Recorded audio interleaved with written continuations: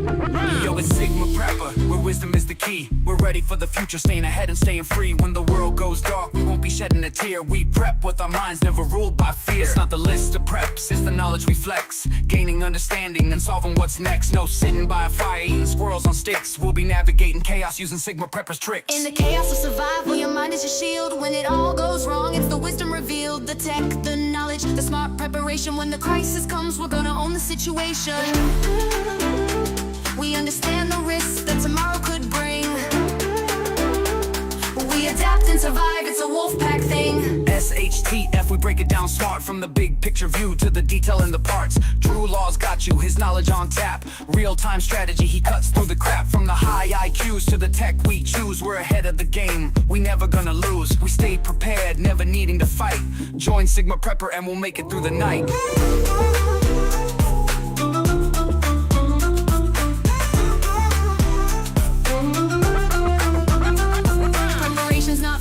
It's seeing the signs, reading tomorrow through intelligent minds. Survival's more than just having a plan. It's about how you act when it all hits the fan. Join our Discord where knowledge is prime. The wolf pack's there for you every time. In the chaos of survival, your mind is your shield. When it all goes wrong, it's the wisdom revealed. The tech, the knowledge, the smart preparation. When the crisis comes, we're gonna own the situation. We understand the risks that tomorrow could bring. We adapt and survive, it's a wolf pack thing. Reject the herd, prepare the pack. We're on a mission, there's no turning back. From crisis to strength, we'll survive the storm. It's knowing you've been able since the day you were born. Survival's an art, we sharpen the blade. We adapt, we survive, we're not afraid. Get yourself comfy for the Sigma Prepper show. The time is counting down and we're nearly good to go. Prepare your mind, cause intelligence is the key. Owning our instincts, we don't freeze, fight or flee. Knowledge is power, it's the ultimate force. No following the herd, we just create a new course. From a single lone woman to a family of 5. Learn from Sigma Prepper and see how you can thrive. In the chaos of survival, your mind is your shield. When it all goes wrong, it's the wisdom revealed. The tech, the knowledge, the smart preparation. When the crisis comes, we're gonna own the situation. We understand the risks that tomorrow could bring. We adapt and survive, it's a wolf pack thing. Reject the herd, prepare the pack. Click the like button, it's as easy as that. Check the description for the links you need.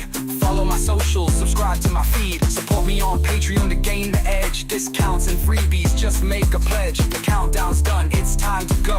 Sigma Preppers Live, let's start this show. Welcome Wolfpack. Welcome. Campfire Catch-up here on the 18th of May 2025. Thank you each and every one of you for joining me. I hope you had a great weekend so far. I'm Drew, this is the Sigma Prepper channel. You all know where I am because this channel is under such major attack at the moment by the powers that be that, yeah, it was touch and go whether I'll be on tonight. To be honest, it's questionable as whether it's even worth it at this point with the way this channel's being attacked by YouTube. So I really apologise for all those people who have been unsubscribed. Stuff like that's been going on. It's been real shady. It's been logged in the background quite consistently for about a year now, so we'll have to see what we can do with it, but this is how it is, and it's becoming very, very difficult to stay operational. So I do apologise for, what's to come, basically. But thank you, everyone, for joining me. I really appreciate it. Pedigree Mongrel's first in the house, one of our moderators. Then it was Sandy, another one of our moderators. Robert McNamara, one of our top Wolfpack members. So, although I think I ain't going to say that. Daily Survival in the house. Great to see you, my darling. Moderator of all moderators, of course. Cypher the Cypher as well. By Rocket Sighted. Don't know what's going on there. Russia to drop. Oh, I see. Yeah, so it's all going to happen tonight. So at least we can be together when it all goes down. Isn't that right? So I hope everyone's been getting through the week okay. Obviously, our Campfire Catch-up, we have a bit of a roundup of what's been going on during the week. In case you missed anything as to what's going down. And obviously, I'll give you usually my predictions of what I think we can expect for next week. So, Steven Tyler, yo, what's going on with space weather? We'll have a look at that and see what go on. It's been a little bit quiet, actually, even though we've had some pretty big sunspots. A particular big one floating around the sun that did do a couple of X-class solar flares last week, which we have been watching as it's been passing around Earth-facing. But it's pretty much been quiet. So, Kaz are in the house. Great to see you, beautiful. Oh, dear. Band again. Did I say hello to Band again? I think I did. Yeah, no, it's actually further away than it looks, the fire. It's like, you know, it's about 20 foot back, so we're all right.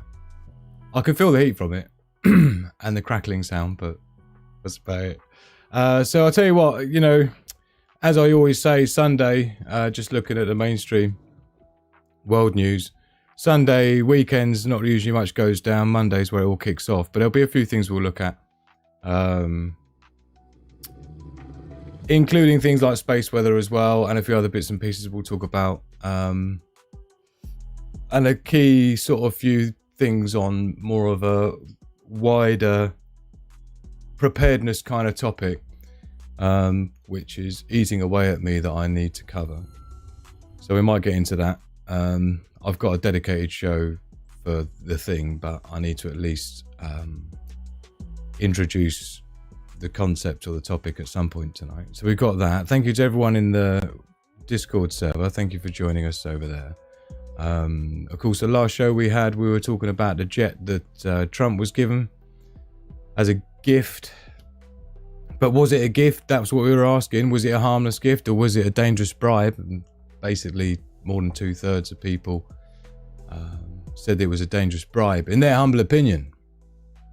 Lots of stuff come out about that since, so there's been lots to mull around on that subject over this week since that live poll we had. We don't have a live poll going tonight because I don't really care what your opinion is on anything. So tonight I don't really care.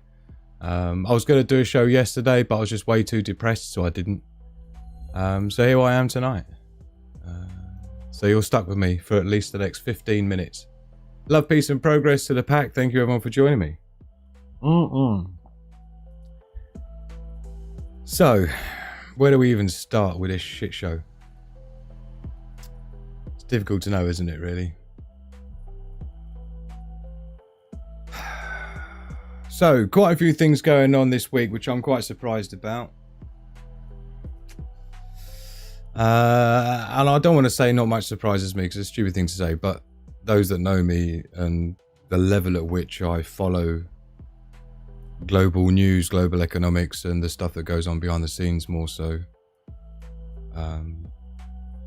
Those of you that are familiar with my background. So following that kind of level of stuff behind the scenes over the last week, there's been some things I've been quite surprised about. And that's not normal. I'm usually the person who's just expecting it, waiting for that milestone to arrive to make sure we're on track with my extrapolations more than anything.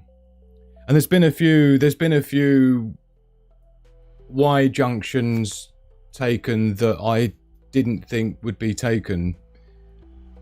And things are escalating in a way that I thought, but not between the places that I thought would be. So it's really difficult because this is part of the reason why this channel is held back so badly, because of my background and because of the stuff that I know about and it knows, and some of you know that I know about, and which is why this channel for 3 years has been stuck, never growing. It never lets this channel get more than 29-30 subscribers a month. It's one a day is what this channel has been capped to, one a day. The same as it's always capped to 25 maximum people live. At this point, it doesn't really matter. So there's a lot of stuff coming out at the moment with Israel. China travel ban to Israel now. This is several countries that have followed suit with this. And this has been happening for America as well, actually, unfortunately. A lot of countries now, I think there's something like 50 odd countries have got travel ban, not travel bans, but travel advisories to the USA. Businesses particularly. Let's cover that off first. So for those that aren't familiar, the reason why a lot of people are stopping going to the USA now, particularly business travel, is the first that's been hit. there's the travel advisories against traveling to the USA. That's operational in Canada, the UK, the EU. Mostly all countries of the EU have travel advisories against visiting the USA. So it's not fair for me to highlight just how far the numbers have come down on tourism to the USA without explaining why. So a large part of it is because, like I say, the travel advisories by the governments themselves. So in the same way as China has issued a travel ban to Israel, effective immediately, that's done through their embassies, right? Now, the UK has put a travel advisory on the USA, as has many European countries, particularly Canada as well. And the reason for that is the sheer number of people who've been stopped at the border by TSA and had their digital devices searched. And if they find anything on any social media posts that you've made in the last year that they look through, then they just basically hold you in detention as a potential terrorist threat to the country. And so this was already a thing with journalists. This has become a thing with just business people traveling to the USA now, having their devices read, stored on their database and tracked for anything of social media posts, Twitter posts, things like this, and they're taken into a detention room and investigated under these terrorism things that America now have, similar to the UK. So part of the reason for the travel advisories against traveling to the USA at the moment from many countries around the world, people are saying it's about the tariffs, it's about, you know, the USA bullying all the countries, so that's them getting America back, but it's not. It's actually due to what's happening on the border at the moment when people are, you know, Europeans, Canadians, stuff like that, are traveling to the USA. Their devices are being taken, they're being sent back, denied entry and stuff like this based on social media posts. So a lot of people, if you hear a lot of people talking about burner phones, taking burner phones to America, that's what it's all about. Yeah, this whole trend about, you know, don't forget your burner phone if you visit in America. This is the latest trend on social media at the moment, right? So it's just not a good look all round, and it has a massive impact on tourism, as it does here with obviously China's travel ban to Israel. Now there's a few things going on with that, because there's been some like contentious stuff going on around the social social media. This is essentially what's been going on and what is floating around out there in various places that have been captured and uploaded to places like TikTok, right? So this is what it looks like in Gaza after 18 months of you know, it's basically completely leveled in many places. And this is Trump's sort of justification, I suppose, for saying, you know, let's just take everyone out of there and let's just like flatten it properly and then just build 5-star resorts and golf courses on it. And when you look at that, you think, well, you got to do something with it, you know what I mean? It's difficult to know what's, you know, it's a difficult one. But something that's been floating around the interwebs big time this week, all over the place, and this is in light of this China issues the travel ban, and this is partly to do with China saying that they wanted to send aid. They were sending aid to Gaza, right? To the Gaza Strip. That was what they had pledged to do against what Israel wanted them to do. Let's put it that way, right? Because you know what Israel's plan is. So China was like, no, we can't be having that. You know, that's not good. That's not humanitarian. That's not human. That's not right. And so there's been a lot of these clips floating around on the interwebs this week. And there's a lot of skepticism. A lot of people say, oh, it's fake. It's this, it's that. They've all got Chinese flags on these packages. But this is what is going on right now. This was potentially what's going on this week, but other people are saying this is old footage, and other people are saying no, this is propaganda, and other people are saying no, this is legit, the aid that's being dropped in that's from China. And these are the same planes you see that flew over Egypt with the aid, right? So there's a lot of there's so many pushing and pulling things here in terms of the propaganda at the moment, because obviously certain countries are being seen in a certain light and other countries are being seen in another certain light, and so there's an awful lot of effort going at the moment to skew reality on every way that they possibly can. It's quite amazing. But this is another angle showing this aid being dropped in. It's phenomenal. When you see the size of these things, they look like they're small, but they're like humongous sized pallets of stuff. I don't know exactly what.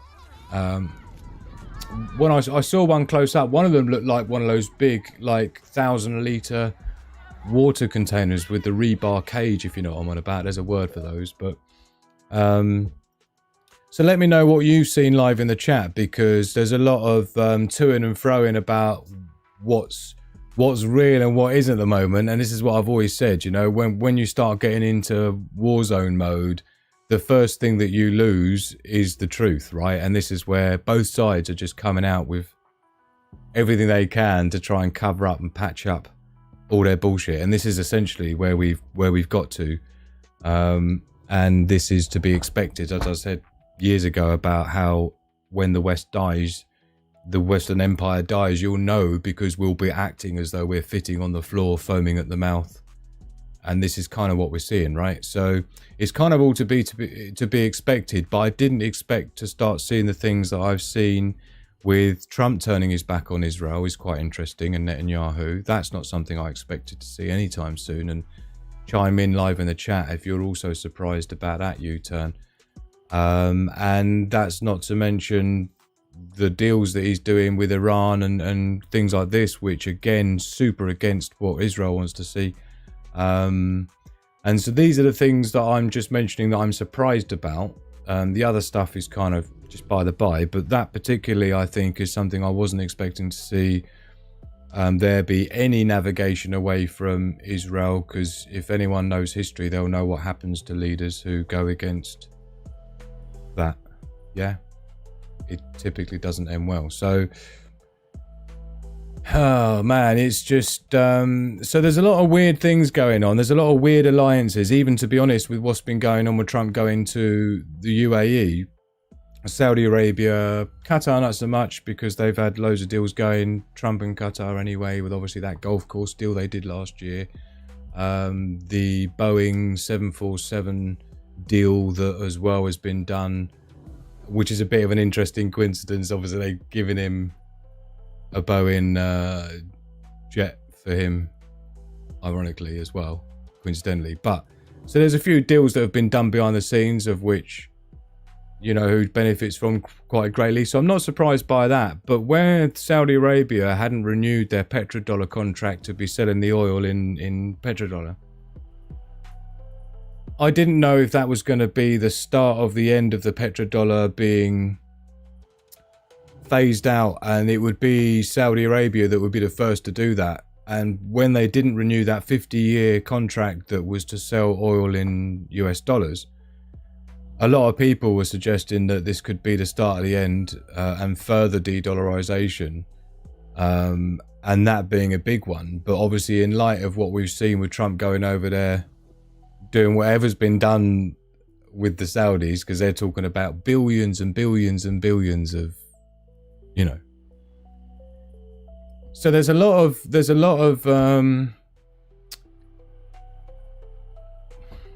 pivoting going on, and it seems to be reactionary. And I think this is why it's not what I expected to see. This is not very well planned out. All of these things seem to be very reactionary. They're not like proactive, planned out strategically. These are all pivots from what would have, to me, been the obvious way to get to where they're aiming to get to with us all. And so these whys that I talk about, they're not the most obvious way to get to where they want to get us to in their grand plan. Yeah. So that's when you know they've been thrown off. And so where a lot of these, the tariffs haven't worked, obviously, the way that they were intended. And there's been a lot of backtracking on that, which hasn't backtracked the other side. They've kept all their stuff going. And so that's pivot as well. But it's about the other nations pivoting, which have caused the USA and the West particularly to try and now panic pivot to things that are suboptimal. Yeah, in a strategic analysis zone of clarity, right? When you're looking at a situation, your objective is to be taking the most optimal path towards a predefined goal, and there are many ways of getting there, and you have to balance the pros and the cons of each of the ways. They're all the little Y junctions. It's like a big tree of branches and twigs and leaves at the end, and some of those branches lead to just dead twigs with no leaves, right? You want leaves because you want options. And so this is what the elites tend to, how they plan stuff out. So when you see these things pivot down a branch that isn't where they would have normally wanted to go, if that's what they're planning, and it seems like that still is what they're planning, right? You can see that things aren't working out the way they expected. This is what I'm getting at, right? And so this is a very dangerous time, because when things don't work out to plan and you start panic pivoting in your decision making becomes panic based, not strategy based, yeah? This is why I always go on about mindset is so important as a prepper, as a survivalist, because it's really important you maintain clarity and you maintain that flow mindset of being able to not panic, not knee jerk into your flight and your freeze and your, you know, your fawn, right? You need to be able to be calm, collected, to think everything through strategically, long term, not make quick decisions to solve uncomfortable problems now that could lead to more uncomfortable problems later. That's what you see in panic pivoting. And I'm seeing so much of that. It's cringeworthy.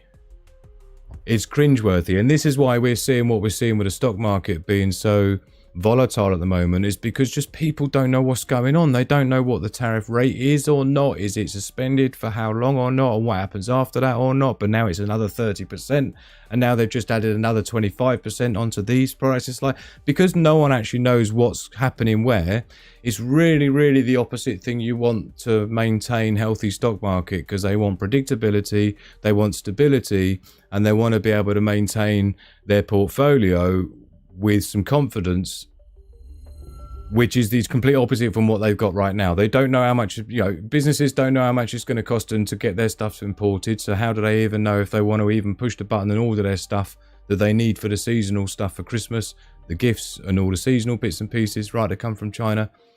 So much of that hasn't been ordered, which they would normally have already ordered it by now. Yeah. And so those ships just aren't turning up. And when ships just don't turn up, you end up, I mean, I can show you now as well, look. You go onto the port here, and then, look, again, they've just updated this. So you see that shifted to the middle now. So you see this is way below, right? And then here as well, change from the previous year is down 13% as well. But what's happened is the last week where where it's been suspended for 90 days and reduced, massive orders have gone in to China to get their stuff here within those 90 days, right? But then nobody knows what's... No, that's not everyone. That's only the people that feel like they can get away with passing that cost down to the customer or absorbing it themselves, which most profit margins for most businesses are 30% anyway. So how can they absorb it? They'd be paying you to have their products if they were to keep the prices the same. This is what's been going on recently,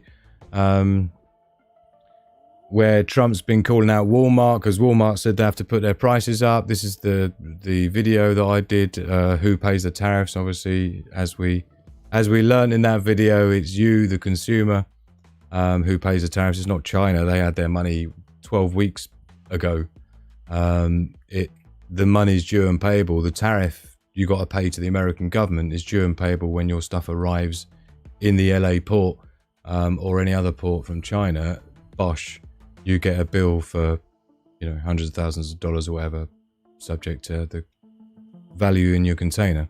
And so the businesses can't afford to absorb that. That's what Walmart's saying, you know, rightfully so, despite them being profit margins, that they can absorb part of it. But again, why would they need to? And Trump, this is another interesting thing, because every single time it debunks itself.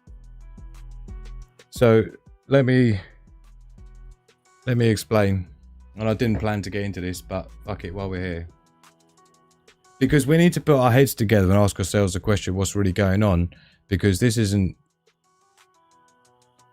Because it just doesn't make any logical sense, right? I have to think logically about stuff. I can't have a bias in it. I have to remove from the equation how much I love America, how much I love Britain, how much I love the West and our culture. I've got to remove all of that bias out of the picture and just look at things logically and mathematically and ask ourselves the question, does it seem rational, right? Because the fact that this week Trump's come out complaining about the fact that the prices are going up and he's forcing Walmart to stop the prices going up and for them to absorb the cost. But the problem with that, you see, is it debunks itself, because the whole point of the tariffs was to make it more expensive to buy Chinese stuff, to force Americans to buy American stuff. That was the whole point of encouraging people to buy American made and encouraging bring manufacturing back to America, right? Tell me anywhere, at any point in time, live in the chat, if anywhere where you think I'm wrong about anything I'm going to say. So this is one of the reasons that we've been given, right, for the tariffs, wasn't it? It's like to encourage people to buy stuff from American made rather than Chinese made. And the way that you do that is with tariffs. And the whole purpose of tariffs is to make their stuff more expensive. That's it. And the way they do that is just add a tax on it that you pay as an American citizen, as a consumer buying that product, right? So, I mean, at first, it's the business who's trying to sell that product to you in America that gets the bill for the tariff, the tax bill to pay. So it just stands to reason, particularly at 145%, that no business is making 145% profit, that they can just go, oh, okay, we'll just not make that anymore. We'll just not pay our staff anymore. Don't forget, when they talk about the profit margin 30%, that's like, you've got all sorts of costs in there with like running your business, right? You can't just decide not to have any profit anymore just because Trump decides he wants to make everything more expensive. Well, if you want to make everything more expensive by putting tariffs on things, then why is it a problem when things become more expensive? Let me know if you're not following me. Because I just think it's like just a logical thing, clearly. I don't know what I'm not getting. It's the same way as if you want to encourage manufacturing to happen in America, then you don't do that by putting the price up 145% tariffs on anything coming from China, since if you're going to build a factory, you're going to need to be buying a lot of stuff from China to build that factory. All the metal, all the robots, all the stuff, all the computer systems, right? All the technology, all the lathes, the CNC machines, the molding, tooling, right? All that's Chinese made, all that stuff. So you're going to have to buy that from China to build your factory. But so then tariffs aren't the way then, is it? Because now it means that anyone who wants to build a factory in America is going to have to spend 145% more than they would have done building a factory in America. So you're already by default not going to be as competitive as any other factory around the world, because there's no other factory around the world that has to pay 145% tariffs on the machines that they need to build a factory. Usually, if a country wants to encourage manufacturing in the country, they'll give subsidies and pay the company some money and give the company a tax break to help them to build a factory, not charge them 145% tax on everything they buy to build the factory. Let me know anywhere if you can tell me what it is I'm not getting. If you can tell me where my logic is failing me, because if you're going to put tariffs on things to force people to buy American stuff and not buy Chinese stuff, to not let the money go to China and instead, then that's the whole point of tariffs, is to make it more expensive. But now Trump's complaining and forcing Walmart to absorb the cost and not put their prices up. But so then what was the purpose of the tariff? And this is where logically you have to think to yourself, well, the problem then isn't that the prices aren't going to be high enough so people are still going to buy the Chinese stuff. It's that, no, if you make it too high, people aren't going to buy it, and then it's going to be bad for inflation numbers, which is bad for the economy. And so by forcing the companies to absorb it, what's really happening is that it's just a tax raid. Don't forget, the tariffs are just taxes. There's just a tax that goes to Trump, right, to the White House. It's nothing else. It's not any money that anyone gives China or takes from China. It's just more expensive stuff for you to buy. And it's like, so it doesn't really make sense on the objective, right? So I just don't understand what it's trying to achieve. And if it's designed to purposefully crash the stock market to then reduce the value of the dollar because the $9 trillion debt is due, then that's a really risky, that's like a last failure swoop attempt at keeping yourself alive if you've got to that point. So if you're going to tell me that it's like some 5D chess way of reducing the value of the dollar so that their debts are less to pay back, and so that, you know, again, it's like, wow, if you're having to resort to that to stay rocking,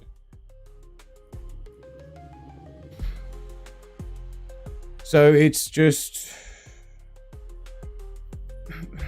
doesn't really, I don't get it. And I don't know if you're able to explain to me what it is I'm not getting, because if the purpose of it is to bring manufacturing there, then it's achieving the opposite. And if the whole point of tariffs was to force people to buy American stuff so the prices are more expensive from China stuff, then why is Trump attacking Walmart for having to put their prices up to pay the tariffs? It's like, what? So let me know live in the chat what I'm missing. Let's scoot up a bit. I think the tariffs are more to punish China, but obviously it's not punishing China, is it? It's punishing the American consumer, because, like I say, China doesn't pay any of that. They still get their money for whatever they're selling it for. Doesn't change that. Yeah. China's already running at such small profit margins because they do stuff on a massive scale. That's like large quantities and small profit margins. So there's no room.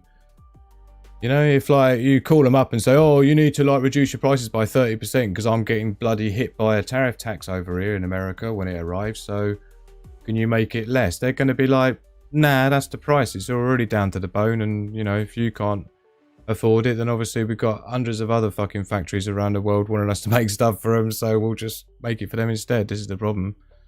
There's no leverage there. And it's like, so no, it doesn't affect, how it doesn't affect China. I told you already, China, the entire, everything that China sells to America makes up about 2.5% of their GDP. 2.5, 1.8% most people say, but to be conservative, 2.5%. So do you think it's going to hurt China by 2.5%? That's like 6 months of growth for the country. You know what I mean? So in real terms, it's not punishing them at all. Yeah? It's America that's already had layoffs as a result of the tariffs. It's America who's already had prices go up as a result of tariffs. Don't forget, if Chinese prices haven't gone up, it hasn't gone up more money for Chinese people to buy stuff. It's not causing inflation in their country. It's not punishing them in any way at all, apart from a drop-off of sales. But that drop-off of sales has been made up for by China pivoting to Brazil for their soybeans and Canada for their oil, and wherever it is for their, what do you call it, that they're buying now, right? So, no, they've just pivoted. So again, I don't understand what the objective is.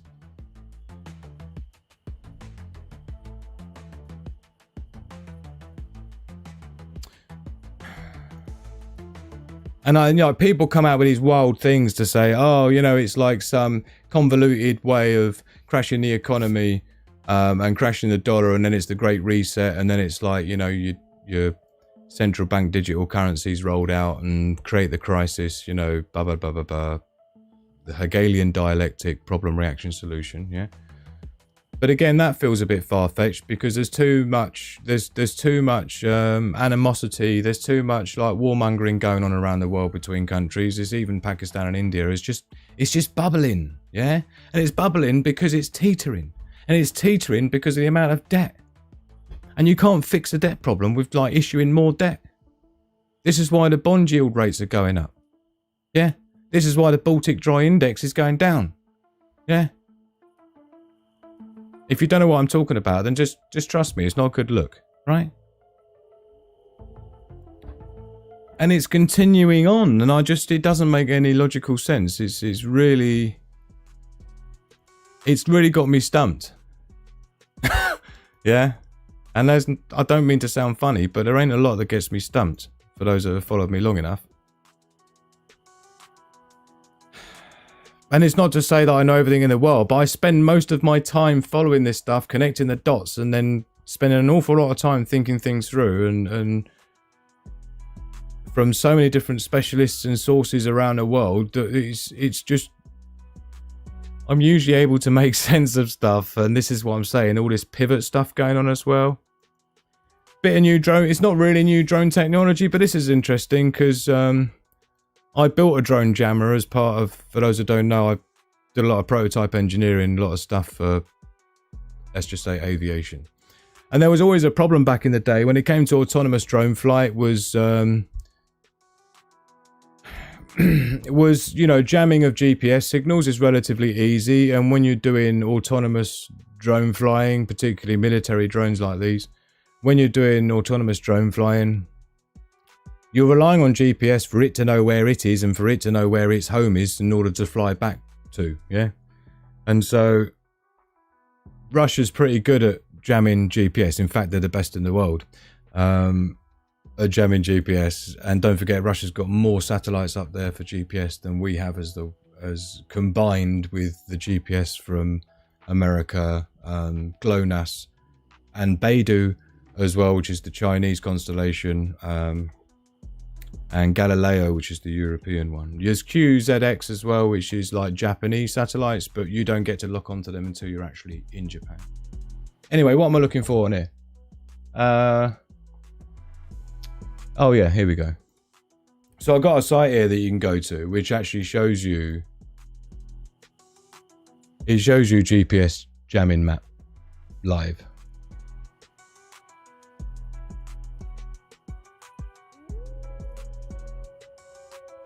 Data for this day is incomplete. Now that is interesting. Looks like there's some ish. Look, looks like this. And usually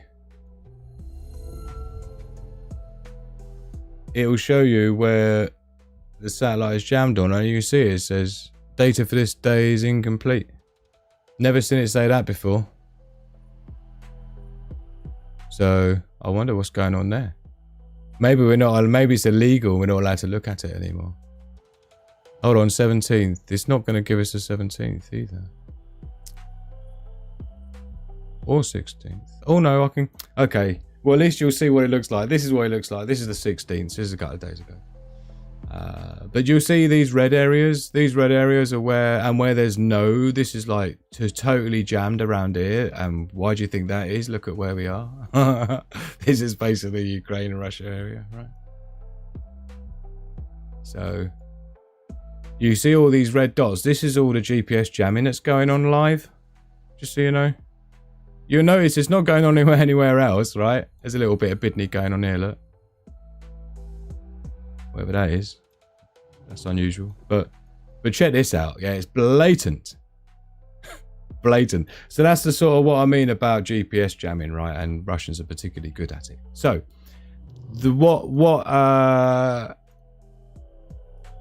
ironically, I think it was, I don't know who came up with this, but I think Russians are first to use this, and then Ukrainians and the West are using it extensively. But this is the solution to it, which is quite clever. So rather than any RF, because the other thing as well is your radio frequency transmissions get jammed as well from controlling it. So you see what they're doing now is laying these optical fibers out. So this drone is being controlled via optical fiber. So there's no RF jamming, there's no GPS jamming, there's no interruption of the signal. There's no interruption of the actual visual feed coming back. Yeah, FPV, first person view. So you see they have a camera on the front, and that relays the image back to the controller on the ground, and you can see the optical fiber coming out here, and it just reels it out.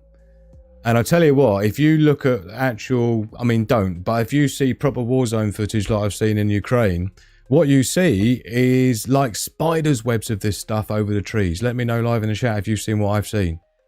Don't go looking for it if you haven't, because it's the video footage that goes along with that. But there are places where it is like spiders' web full of optical fiber, just sprawn across forests where they've all flown Yeah, different directions, and just left their optical fiber trail, if you like, where the drones have been taken out, or it's got tangled up, or it's just gone down. Because many of these types of drones from the military's perspective are kind of like a consumable.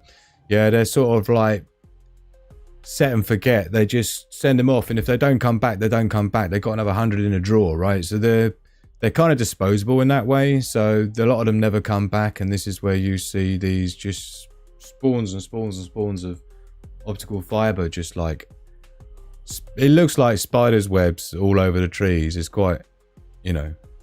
Amphire's with us. Anti-tank missiles used of the trailing cables for missile control, and that, but that's more electrical cable. That's not optical fiber. Those ones you're talking about. Do you know there's actually some tank rounds as well, Amphire, that use a similar method to what you're talking about? Yeah, with the control. They're like steerable rounds almost. Yeah. Emma in the house. Good to see you, Milan. Ready Prepper 1. Good to see you all. Thank you for joining us. Do appreciate you. Please do subscribe if you haven't done. Not that YouTube ever lets this channel get out to anyone. They don't like the sort of stuff we talk about. You know the people upstairs don't like the idea of people being prepared. You know people are supposed to be unprepared, otherwise their plans don't work.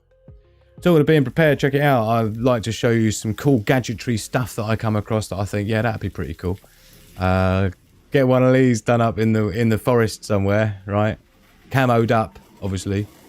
All waterproof and things. And you know, one of my main designs of actually a bunkery type thing that's elevated rather than underground. There's a lot of downsides of being underground, to be honest. In a bunker, there's a lot of good things about it, you know, particularly if you're trying to avoid radioactive fallout and stuff. Being underground's really the only way to go, but it's very easy to get stuck there and ambushed there and cornered there, and you've still got the problem with air filtration and stuff like that. It's a complicated problem to solve, even though people sell air filtration, but in the real world, unless you're standing there keeping that thing going, unless you've got like 3-phase level power coming in at all times, you've got, believe me, about 12 hours. Yeah. They're not designed to really keep going for more than a day. Couple of days, yeah. And the effort required to keep those oxygen, the air filters going, if you know the ones I'm on about, yeah. Atlas Bunkers sells them. And a few months ago he was showing a video of an elderly woman to prove that she was able to do it with this handle to turn it round to clean the air, right? And if you stop, sorry about your luck. And this woman was struggling just after 30 seconds of him getting her to do it to prove that even an elderly woman could do it. And I thought, she's already struggling after 30 seconds. You think she's going to be able to keep going for 48 hours constantly without sleeping? Come on. It's embarrassing. But anyway, you're not going to find out it's not going to work until it's already too late. And what are you going to do? Go and ask for your money back? Do you know what I mean? Anyway.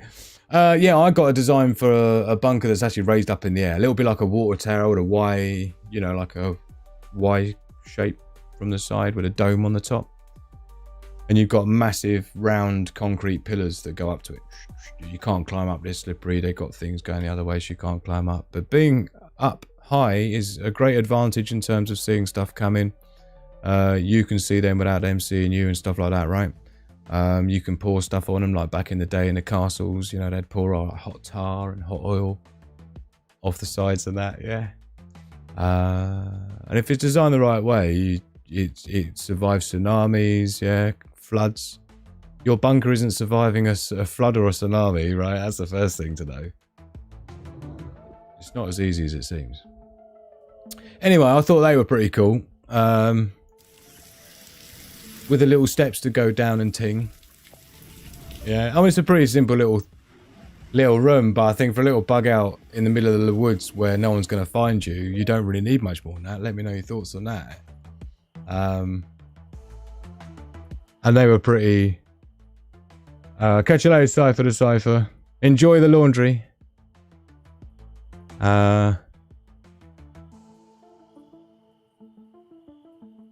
I'm just reading through some of the comments. Surprisingly far the range on those drones with the optical fiber. Like several miles, yeah. I mean, theoretically, you're saving energy as well because you're not having to transmit signals. You only need, like, you know, TTL level, transistor logic level signals, which, you know, through optical fiber. So you're saving a bit of juice with that. It's reasonably impenetrable from jamming stuff.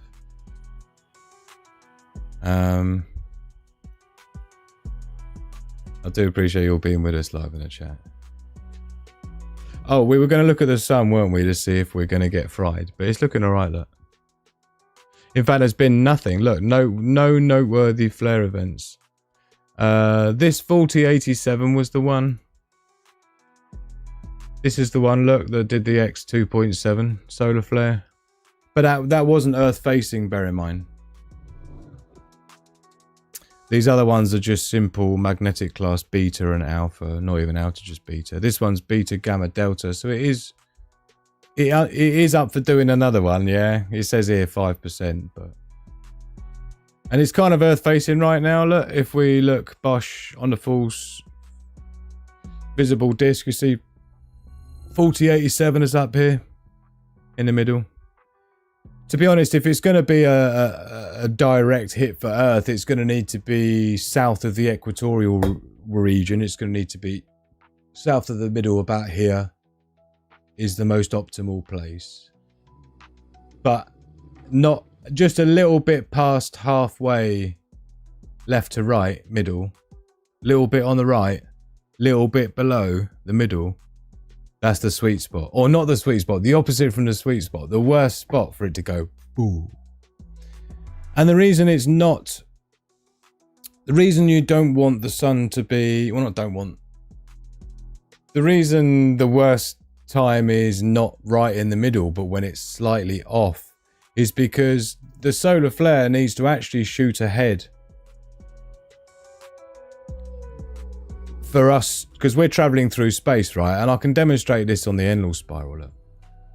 So top left, you've got the sun in the middle, right?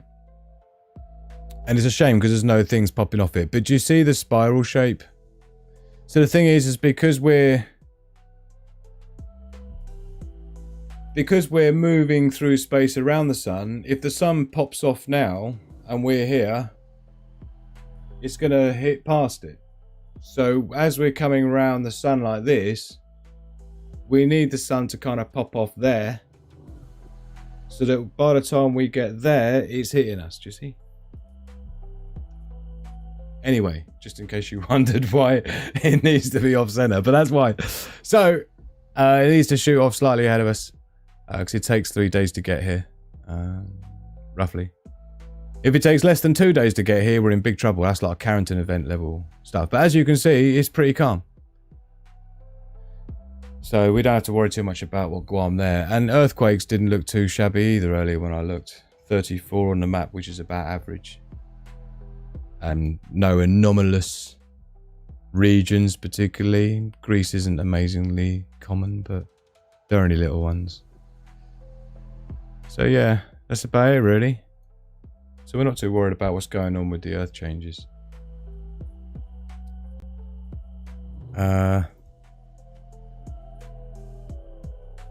Sapper Prepper UK in... Oh, is Noel Marie here as well? Hello, my darling. Look at you all. Good to see you, Sapper Prepper UK. I hope your secret package arrived when I intended it to arrive, and I said it was going to arrive. Thank you so much, man. I hope you're well. I hope you had a good weekend.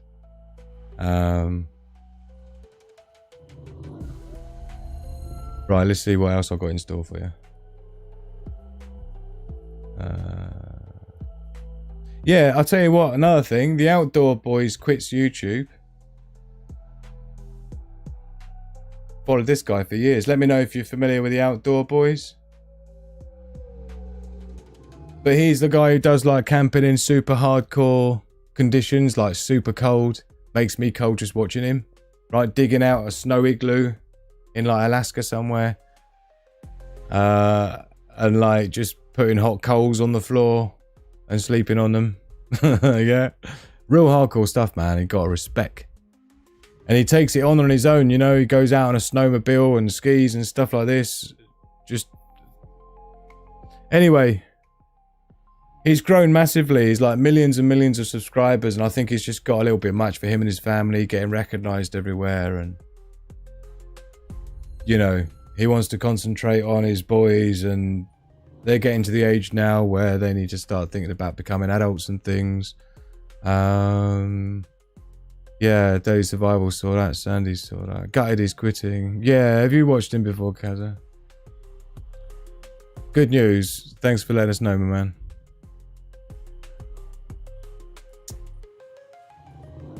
Yeah. Yeah. I thought a lot of you would know who he was. Yeah, it's sad, you know? I mean, I don't think he's not going to be doing any, but I think he's going to be...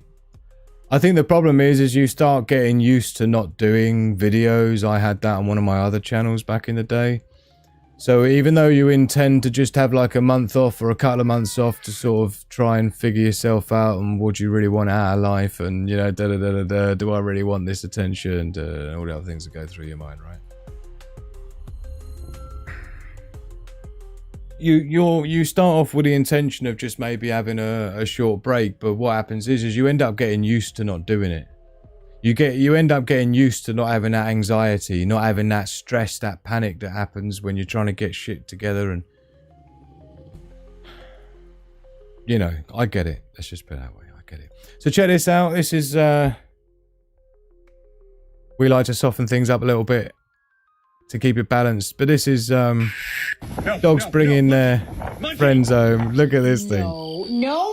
They got a donkey. Look. Scout. No. What even is that? A rabbit? Is it a duck? Drop the duck. Drop it.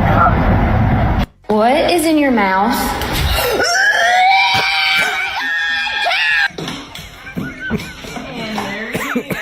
She was fucking yakking. No. Hold on, was that me or did she actually barf? Drop the duck. It sounded like... What is in your mouth? Oh man. And there he is. Look, little baby. What is that? A baby cow? No. Oh no. Oh no. Oh no. Little deer. Look. Oh god, how many times our dog brought a hot chocolate? Cheers everyone. To all the beautiful animals on this planet. Oh no, how embarrassing. What do you know the most classic version has gotta be the Fenton. And now him and Brooklyn are having a staring contest. The Fenton video. Hey, it's me, Ivy. Oh, and the dogs are hot. Oh, okay, stay. Oh, yeah. This dude is orange. Open it faster than me. I think that's the end of that one. We do love our animals. Let me know if you know what I'm talking about with the Fenton. Fenton. Let me know live in the chat if you've seen that video. It's absolutely classic. I'll try and find it for us.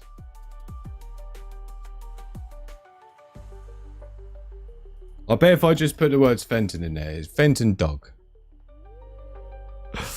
And this is in Richmond Park, which is where my nan used to live in Richmond before she died. I used to spend every Christmas there. And yes, Richmond's posh, but no, I don't come from a family of millionaires. I come from a family of well-achieved people, but not millionaires. Well, Stephen Hawking, his family. Not anymore, obviously, because he was a millionaire. So check this out. This is the Fenton. This is the Fenton jobby for those that haven't seen it. Bosh.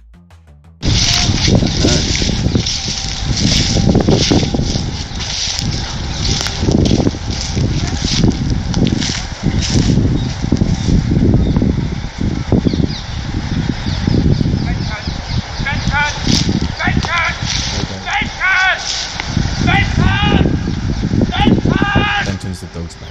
Benton! Oh, Jesus Christ! Benton! Oh, Jesus Christ!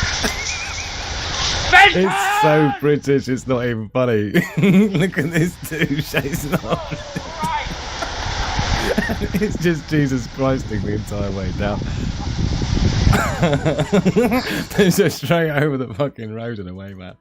Absolutely classic video. That was, I don't even know when that originally was uploaded. 2011 was it? That says original video upload. Maybe it is. 27 million views. Amazing. Let us know if you had if you knew the one I was talking about before you saw it. It's classic. Ah. You would be so amazingly embarrassed, it's not even funny. Just feel so responsible for clearing out the entire park full of people. Oh man. I tell you, I've had a dog when we were living in Cyprus. Yeah, our dog that we had in Cyprus was a Japanese Tosa Inuit, which is a well-known world champion fighting dog breed, and he wasn't like that, but he was quite scary looking. We've always had scary looking dogs. I mean, Hugo Bear isn't scary, but he is big. He's 60 kilos, but that's quite small for a Boerboel South African Mastiff. But anyway, so we had this dog, and we went out to a lake, a flamingo lake that we used to go to and walk in Cyprus, right? They got flamingos there. So we used to drive to this lake. It was like a saltwater flatbed lake, yeah, but certain parts of the year, the flamingos would go there. And it was really tricky to stop him going after the flamingos, right? But that wasn't it. We let him off the lead once, and it was the last time we ever let him off the lead. And there was this dude jogging, like proper sweatband and all that business going on, right? This dude jogging. And he must have been a good 200 yards away. Yeah, 200 meters-ish away. And our dog, Bo, his name was, Lich, just took off after this dude. Bo, our beautiful Bo. He was such a handsome lad. This is him. So that was Bo. So he was a pretty big old muscular guy, very similar size to Hugo Bear, for those that know what I'm talking about. And he went straight up to this jogger and was just barking at him, and this guy didn't know what to do. He was just standing like that, and I was running the entire length, 200 meters at full sprint after him. Thoroughly embarrassing. Thoroughly embarrassing.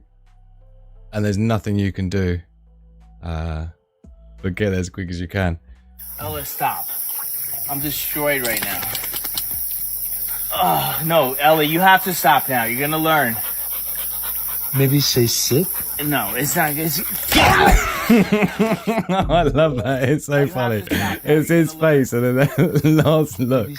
Watch. No, it's not. Oh, amazing. Love it. Days of over loving flamingos. Do you know what I will say, right? The flamingos we got in Cyprus, they weren't very pink. They were unsurprisingly not that pink. It was more like a whitey pink than like a reddy pink, is all I'd say. I'm not saying I was disappointed to be able to just be around flamingos every day, but it was just, you know, they weren't pink like I thought, but I think it's their diet or something. Check this out. This will make you cry. So for those who are on smartphones, it says, when your voice teacher of 13 years agrees to do the flower duet with you on your recital. Check this out. I won't play all of it, but...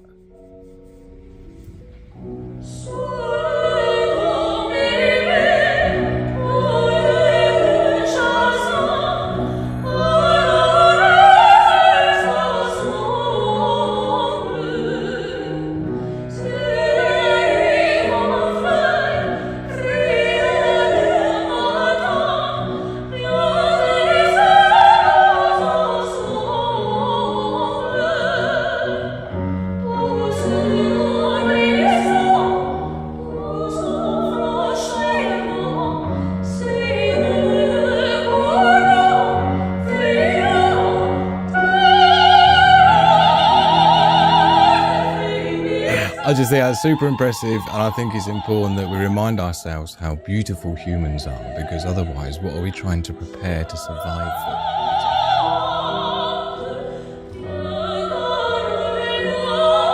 Trust me, absolutely flawless. And yeah, how blessed must you be to have a voice teacher like that who can just bang it out. No microphones, no nothing, just do it. Love it. And I particularly appreciate that stuff because, you know, not being a particularly fantastic singer, even though anyone who's heard me thinks that, you know, I should be a singer. I'm only joking. No one thinks that. Check it out. When the phone was tied with a wire, humans were free. Let me know if you're feeling it. Love, peace, and progress to my beautiful pack.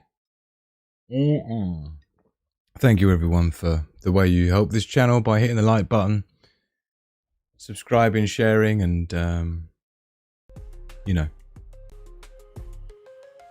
downloading my free books. Don't forget the Trade War Prepping Guide available. Free link in the video description below. You'll see the Trade War 101. You'll see there has the Trade War Prepping Guide, which is more relevant now than ever. Gives you a full rundown of what to expect to fail first. If you go on my channel, you'll see on the videos.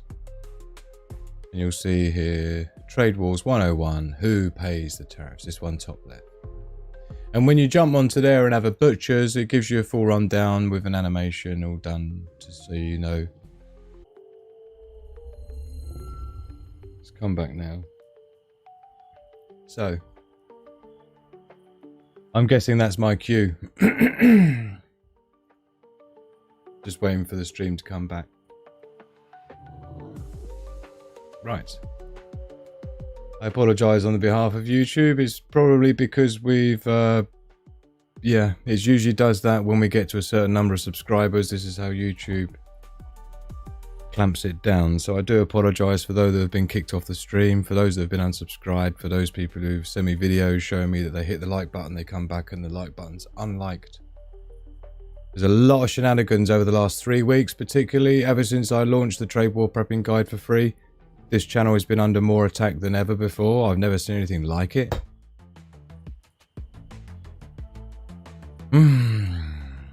Anyway. I've got so many things I want to share with you. This is why I have to do like a bunch of... No, what am I doing? Sorry, not that one. We've just had that one, haven't we? I'm trying to get through these as best I can. This is quite funny. So... You see, as preppers, we need to use these videos I put out for you. Is like, these are designed to give you preemptive warning, yeah? The smart man learns from his mistakes. A wise man learns from the mistakes of others. So, in the event, yes, I was completely right in my analysis. Usually when this channel is clamped down to 25, if it pushes so much above it, it lets 50 people be live. And then when there's more than 50 people is when it starts clamping it down and kicking people off.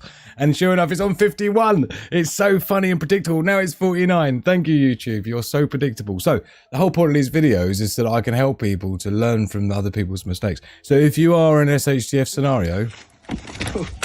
and you're showing off your fish you've just caught, and this is your food or not, check this out.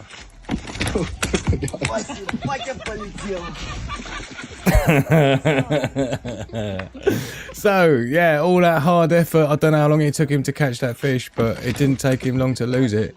See you later. Who's feeling it for the fish? Come on. That fish deserved to go free.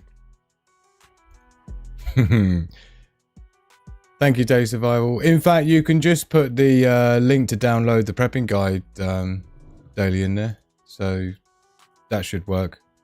SigmaPrepper.com. Shall I do it for love? Should I not be lazy and do it myself? SigmaPrepper.com/the Trade War Prepping Guide. Make sure there are no typos. There you go. Although I didn't do the HTTPS, which means it won't be clickable. Never mind. You get the idea. But if you go there, you can download it free, because I love you.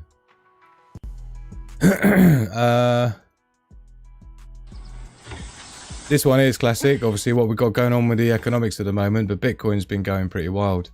It's well above 100 grand now, and I think it's going to stay like that.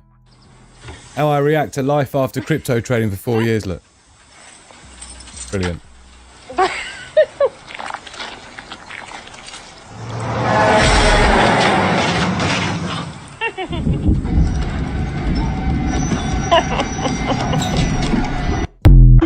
Lich. Anyone who's been involved at any point in their life.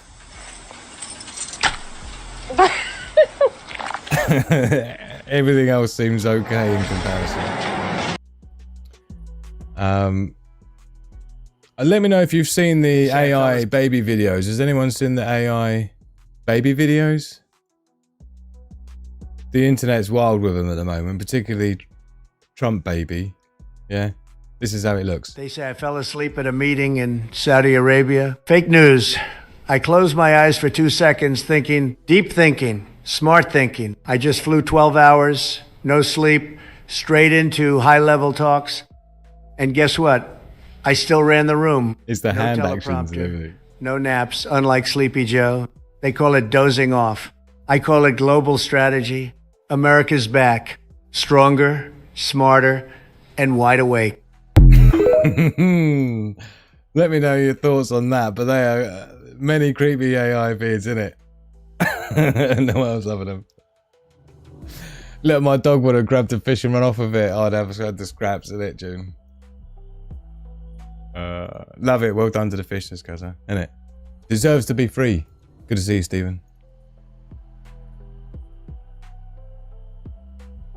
It wasn't you, Caroline. It was the usual thing where this channel gets any more than 50 subscribers, or sorry, 50 people viewing while I'm live, because YouTube can't allow this channel to ever grow, because I have to be just bankrupt for the rest of my life, or else. So for 3 years, this channel has been restricted to never being able to get more than 50 viewers at the same time, never be allowed to get more than 28, 30 subscribers a month growth. Yeah. And so, yeah, as you experienced before, Caroline, you come on, you know what it means. Yeah, the minute it gets to 50, YouTube just cuts the stream buffer, kicks people off, shakes people off. They're just like, oh, I can't be dealing with that. Thank you, Daily Survival.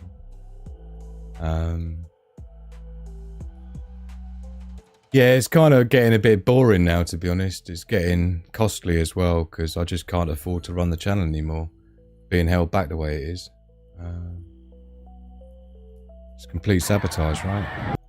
Corporate sabotage.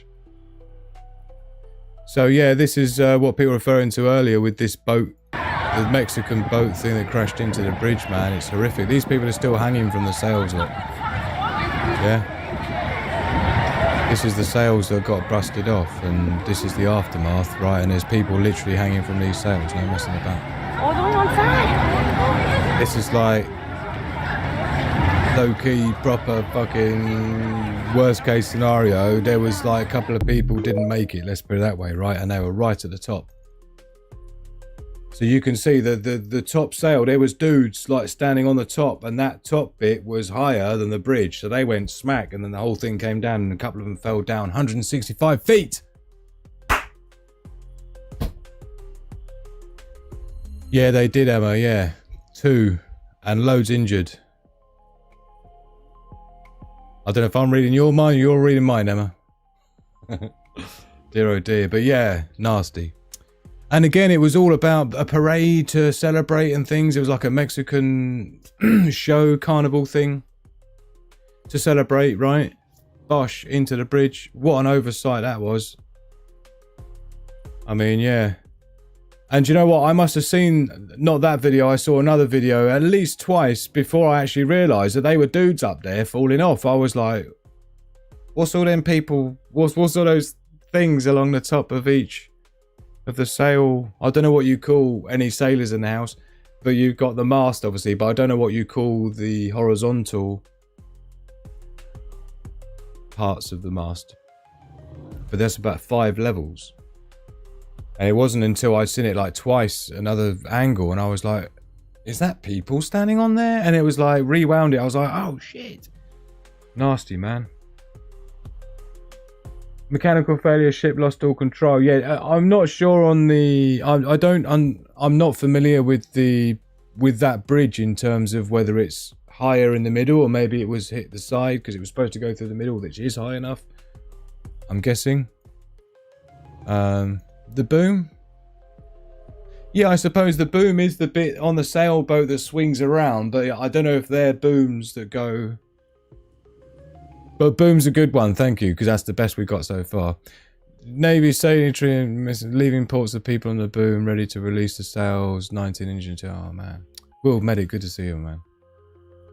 Yeah, I was going to say, Noel Marie, I was going to ask you if that didn't... if that's... Because obviously Noel Marie's from round there. I'm not sure. Is it called a spreader? Oh, I love it when we all get to learn something new every night. But yeah, am I right in my thinking there, Noel Marie, where that bridge is much higher in the middle, where you normally pass through, and perhaps like Emma was saying, with the lack of control, loss of control, and mechanical failure and stuff has made them... Because that was similar to what we had happen with that metal bridge. Do you remember that? And it collapsed into the sea. Oh. And these are these sort of things that it's very difficult to prepare for, isn't it? But it's like, how do you, as preppers, how do we... I like to be aware, and situational awareness is so important. But some of these things are just impossible to predict, right? Just come out of nowhere. Yeah. Motorcyclist who identifies as bicyclist sets cycling world record. There's so much genius in that. It's so cleverly simple. Cleverly simple. Can you have something that's cleverly simple? I know it's simply clever, but it's not. It's cleverly simple. Part of why it's clever is because it's simple. So it's a different meaning to simply clever, right? It's cleverly simple.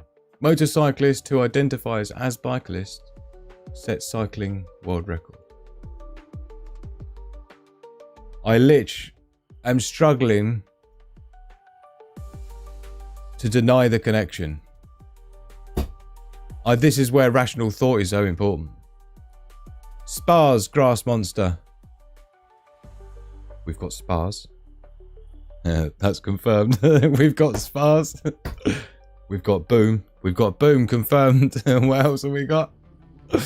Someone else said something else as well. Spreader. Oh, we've got spreader confirmed. So we don't know which is which. Oh, unbelievable. And I just did some weird button combination which changed the dots per inch of my mouse. By the way, it looks like we've got 51 people live, and so it means that we're expecting YouTube to completely stutter the buffer right now to stop any more people joining the live, so they can keep their YouTube can keep their boot on my neck, as they always do. But good to see you, Julie. I'm getting some edumacation to improvise my cleveration. Love it, cleveration. You know, there's no such thing as being late, Random Warrior. Got here exactly when you intended to, or yards. So basically, no one's entirely sure on what you call them, but basically, dudes standing on top of there. Yeah. So I'll tell you what is interesting is that did you know that this dude here, right? This dude who's now the new geezer that we as the West put into power. We toppled the Syrian leader, who was democratically elected as usual, and we put this dude in. But did you know that this dude that we put into power in Syria when we did the whole coup thing and set all that up, right? Did you know he's CIA most wanted terrorist? $10 million reward for any... So the whole point of this news report is to say Trump could be collecting a $10 million reward here because this dude is actually on the CIA's most wanted. The irony. This is like the crazy world we're living in. Yeah. It's off its trolley.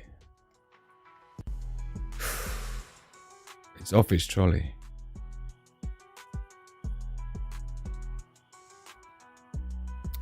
This is one here, look. Going back to what we were talking about earlier, look, I screenshotted this from Trump's thing. So Walmart should stop trying to blame tariffs as the reason for raising prices. It's embarrassing throughout the chain. Walmart made billions of dollars last year, far more expected. Between Walmart and China, they should, as is. Why China? Why would China ever absorb any tariffs? What? No. Either tariffs and not charge value customers anything. I'll be watching, so will your customers. It's like, no, the whole point of putting tariffs on is to make things more expensive so people don't buy them and they buy the American stuff instead. But now you're not allowed to put them. I'm telling you, it's just a tax raid on American businesses. Yeah, the small businesses as well.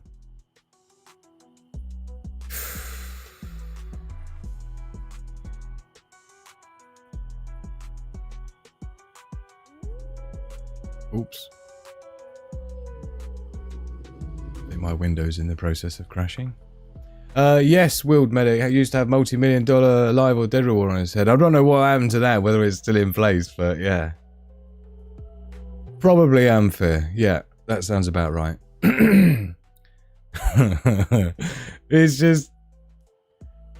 everything is just such a shit show at the moment. It's almost impossible to even start to unpack everything you'd need to. And I hate to say it, but my prediction I made last year of what would happen this year has indeed happened. And it's annoying when these predictions come true, because the only reason I'm able to make these predictions is because I know what the plan is, and this is what would have to happen based on the situation America's in with the debt right now. And obviously with the bond yields going up and interest rates going up, and with the instability and the lack of trust in the dollar right now as a result of all the sanctions and now obviously the tariffs around the world, and they're getting to the point now where the debt to GDP ratio, this is their justification by downgrading America's credit rating. So they no longer, for the first time in history, or first time in modern history, have lost their perfect credit rating. So this is going to have another effect on bond yields, i.e. the amount of money that you get paid for holding America's debt. So if you want to buy American debt in the form of US Treasury bonds, you're talking about 4.5%, 4% return on that. But if no one wants to buy American debt because they're looking a bit sketch with their credit rating now, because it's obvious they're not going to be able to pay their debts by, because Trump's got, this is what all these tariffs are really about, in case you had wondered. Trump's got to find $9 trillion by the end of June. Otherwise, they default on the interest payments. There's $9 trillion due in June. So if you wonder what the whole, Doge Department of, with Elon Musk trying to find money places, and with the tariffs to try and rape all of the coffers of any corporate businesses in America that's got any money left, was hoping to pull in a couple of $100 billion from that, maybe, was the plan, to be able to pay this debt that's due in June. But obviously Moody's know there's no way America's paying it. They know that a lot of people are de-dollarizing, and of course with inflation as well, it's been downgraded. And so, like I say, now it means that people aren't going to want to buy American debt as much, and this is where you start to see the bond yield go up. Yeah, i.e. American government now has to offer to pay more interest to people who lend them money to entice them to do it, because more people are, or less people are inclined to want to own American dollars and debt now. So it makes it more difficult for America to try and get investors in the form of bonds being bought, treasury bonds. And so that's where it's really important that you try and maintain desirability of your country as a stable asset, who can pay that money back. And of course, if, again here, yet another indication that around the world people are feeling like they're not going to be able to pay us our money, so the fewer people want to buy American debt, i.e. fewer people want to lend America more debt, on top of the $37 trillion already, yeah, there comes a point in time, $1.1 trillion a year is what America's paying to service their debt, just interest, not paying the debt off, just interest on the debt, $1.1 trillion, which is more than the entire defense budget, right? And so there just comes a point in time where it's just not recoverable. It's not going to happen. And the problem is that when the bond rates go up even more, because you have to offer even more interest, higher interest, because people have got a higher risk now holding American debts, more chance they're not going to ever get paid, right? Well, that means that America's debt is going to cost even more, because now that debt is being leveraged on like 4.5%, 5% rather than 3.5%, 4%, right?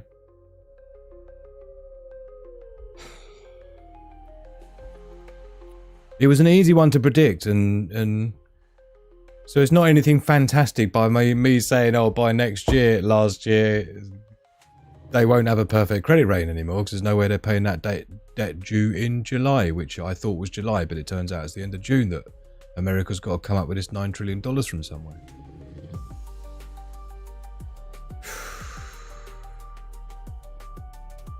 It really helps to hit the like button. Yeah, but the problem with that is that people have to feel like they actually like any of my videos first.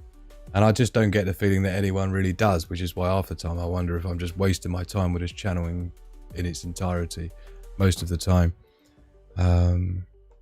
It's been sabotaged so bad from so many angles, from so many people, including YouTube. So it's just like, what am I even supposed to do? This has taken me 3 years to get 1,500 subscribers.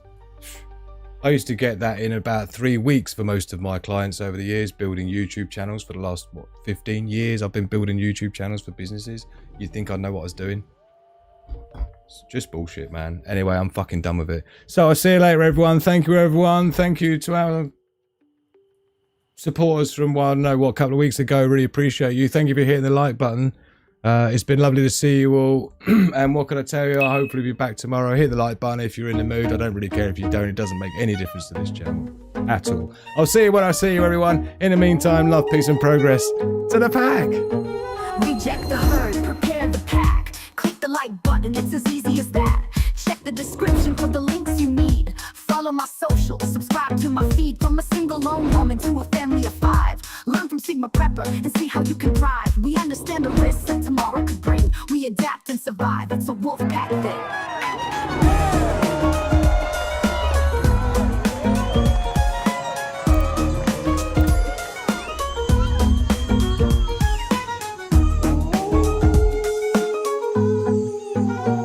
Reject the herd, prepare the pack. Click the like button, it's as easy as that. Check the description for the links you need. Follow my socials, subscribe to my feed.